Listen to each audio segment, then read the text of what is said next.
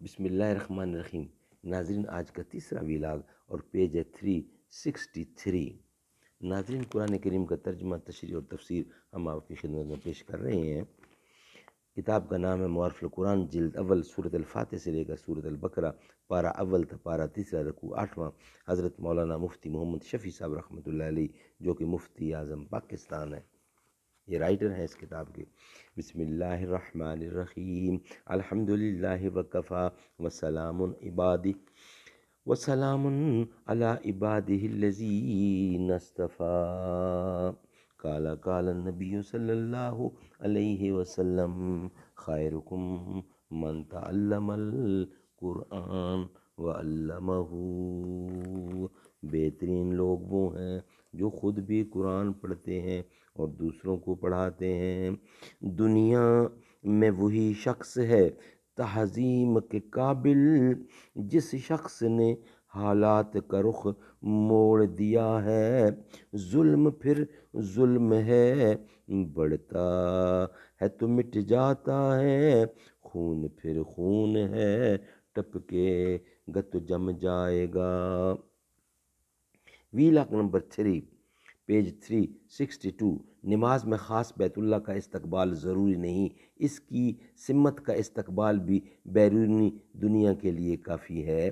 یہاں ایک فقہی نکتہ یہ بھی قابل ذکر ہے کہ اس آیت میں کعبہ یا بیت اللہ کی بجائے لفظ مسجد حرام کا لفظ استعمال فرمایا گیا ہے، جس میں ارشاد ہے کہ بلاد بعیدہ کے رہنے والوں کے لیے یہ ضروری نہیں کہ عین بیت اللہ کی محاذات پائی جائے، بلکہ سمت بیت اللہ کی طرف رخ کر لینا کافی ہے۔ ہاں، جو شخص مسجد حرام میں موجود ہے یا کسی قریبی پہاڑ پر بیت اللہ کو سامنے دیکھ رہا ہے، اس کے لیے خاص بیت اللہ ہی کی طرف رخ کرنا ضروری ہے۔ اگر بیت اللہ کی کوئی چیز بھی اس کے چہرے کے محاذات میں نہ آئی تو اس کی نماز نہیں ہوتی، بخلاف ان لوگوں کے جن کے سامنے بیت اللہ نہیں، کہ ان کے واسطے سمت بیت اللہ یا سمت مسجد حرام کی طرف رخ کر لینا کافی ہے۔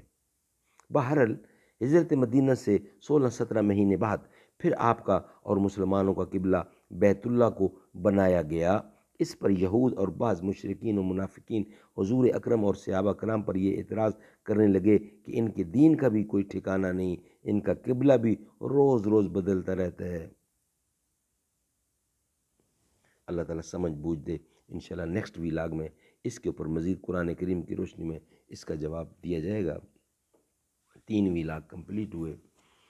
دختر مصطفیٰ سید فاطمہ، اوج صدق و صفا سید فاطمہ، کوئی تمثیل جن کی حیا کی نہیں ہے وہ جان حیا سید فاطمہ، جس سے مبہوت ہیں ظلمتیں ہیں وہی ظلمتوں میں ضیا سید فاطمہ، رب تعالیٰ نے بھیجا سلام آپ کو زوجہ مرتضیٰ سید فاطمہ، کر کے فاقہ کھلائے فقیروں کو جو ہے تیری یہ ادا سید فاطمہ، پے کرو صبر و شکر و رضا آپ ہیں، پے کر صبر و شکر و رضا آپ ہیں، با وفا با صفا سید فاطمہ، دونوں عالم میں رب نے ہے اونچا کیا آپ کا مرتبہ